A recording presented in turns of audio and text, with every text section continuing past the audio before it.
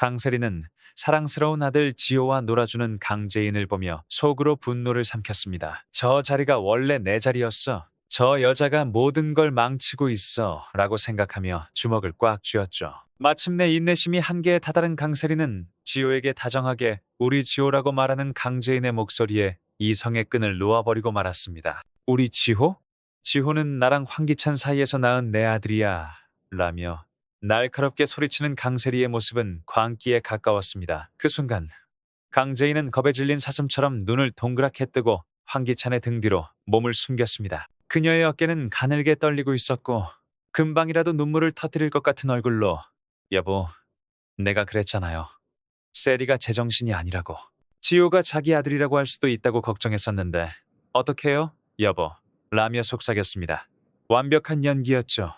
강재인의 연약한 모습에 완전히 이성을 잃은 황기찬은 강세리를 향해 불같이 분노했습니다. 그의 눈빛은 당장이라도 강세리를 집어삼킬 듯 이글거렸습니다.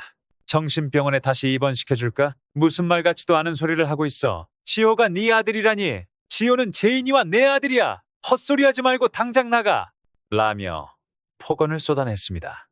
강세리는 선을 넘는 자신의 행동이 결국 황기찬의 분노를 샀다는 사실에 절망했지만 이미 엎질러진 물이었습니다. 모두가 숨막히는 긴장감 속에서 서로의 눈치만 살피던 바로 그 순간 아무도 예상치 못한 인물이 폭풍의 눈으로 걸어 들어오고야 말았습니다. 바로 7살의 지능으로 돌아간 줄 알았던 황기만이었죠. 지호가 네 아들이라고?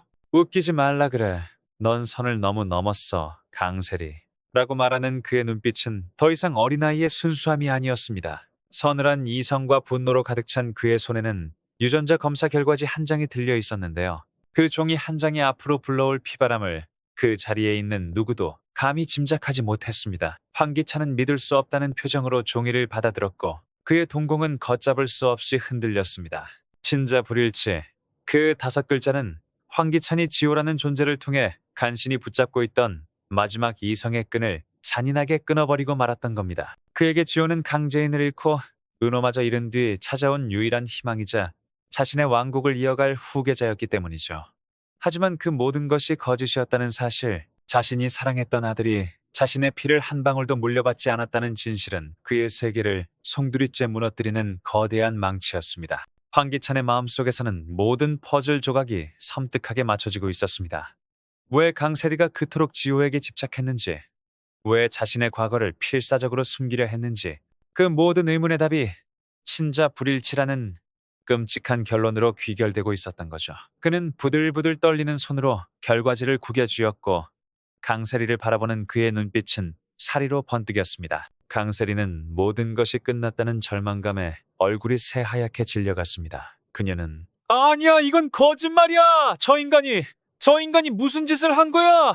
라고 절규했지만 그 절규는 공허한 메아리가 되어 저택의 차가운 벽에 부딪혔다가 사라질 뿐이었습니다. 지호가 울며 불며 싸우지 말라고 매달리자 강재인은 슬쩍 미소를 지으며 그래요 여보, 이 이야기는 다음에 하죠 라고 말하며 상황을 일단락시켰는데요. 그 모습은 마치 모든 것을 손안에 넣은 승자의 여유로움처럼 보였습니다. 사실 이 모든 것은 황기만이 강재인에게 협력하며 벌어진 일이 아니었습니다.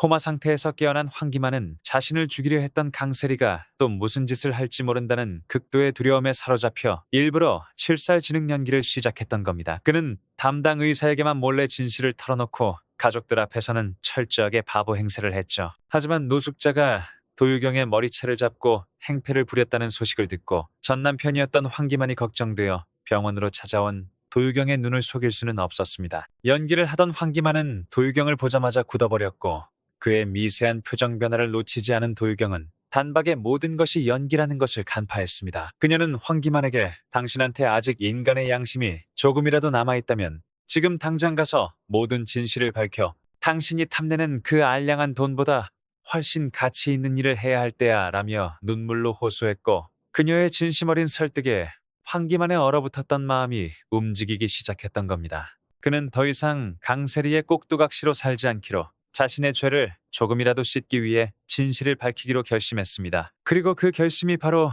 여왕의 집을 뒤흔드는 거대한 폭풍의 시작점이 되고 말았습니다. 이 모든 광경을 황기찬의 등 뒤에서 지켜보던 강재인의 입가에는 누구도 눈치채지 못할 희미한 미소가 피어오르고 있었습니다.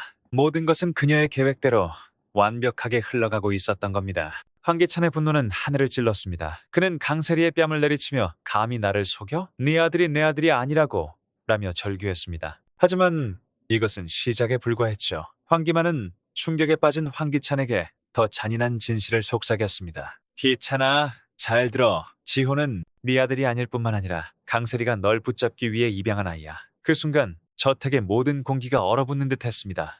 입양, 그 단어는 황기찬에게 친자 불일치보다 더 큰 충격과 배신감을 안겨주었습니다. 강세리는 자신의 욕망을 위해 한 아이의 인생까지 도구로 사용했던 겁니다. 이 모든 사실을 알게 된 황씨 집안은 그야말로 발칵 뒤집혔고 노숙자는 저런 악독한 것을 봤나? 당장 내쫓아! 라며 강세리의 머리채를 잡고 흔들었습니다. 결국 강세리는 짐짝처럼 집에서 쫓겨났고 그녀가 마지막으로 향한 곳은 차가운 철문이 굳게 닫힌 정신병원이었습니다. 황기찬은 네가 있어야 할 곳은 여기야.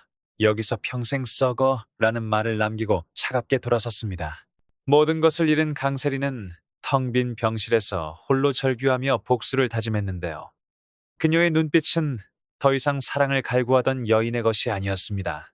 모든 것을 파괴하려는 악마의 눈빛이었죠. 강세리가 입양까지 감행하며 황기찬에게 집착했던 이유는 처절했습니다. 과거 황기찬에게 버림받을 뻔한 위기 속에서 강세리는 아이만이 그를 붙잡을 수 있는 유일한 동아줄이라고 생각했던 거죠. 강세리는 해외에서 비밀리에 아이를 입양했고 마치 자신이 낳은 아이인 것처럼 황기찬을 속여왔던 겁니다. 이 충격적인 진실은 황기찬뿐만 아니라 강세리를 며느리로 인정했던 노숙자에게도 엄청난 충격을 안겨주었습니다.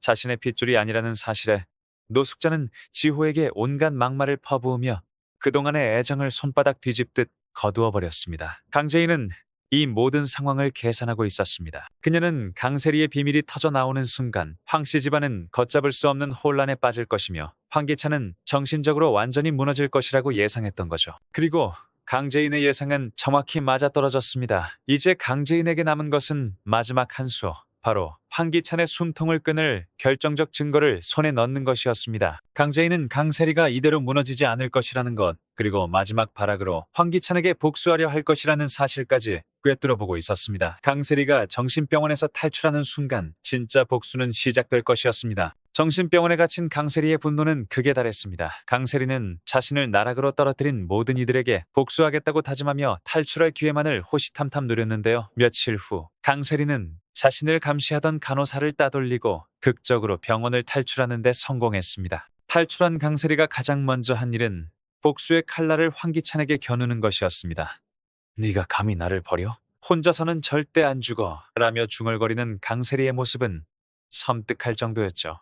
강세리는 곧장 공중전화로 달려가 강재인에게 의문의 문자 메시지 한 통을 보냈습니다. 그 메시지에는 황기찬의 모든 비리가 담긴 이중장부의 위치가 적혀 있었습니다. 그것은 강세리가 황기찬의 몰락을 위해 준비해둔 마지막 비장의 카드이자 모든 것을 끝내기 위한 자폭과도 같은 선택이었습니다. 강재인은 문자를 확인하고 회심의 미소를 지었습니다. 드디어 올 것이 왔다고 생각했죠.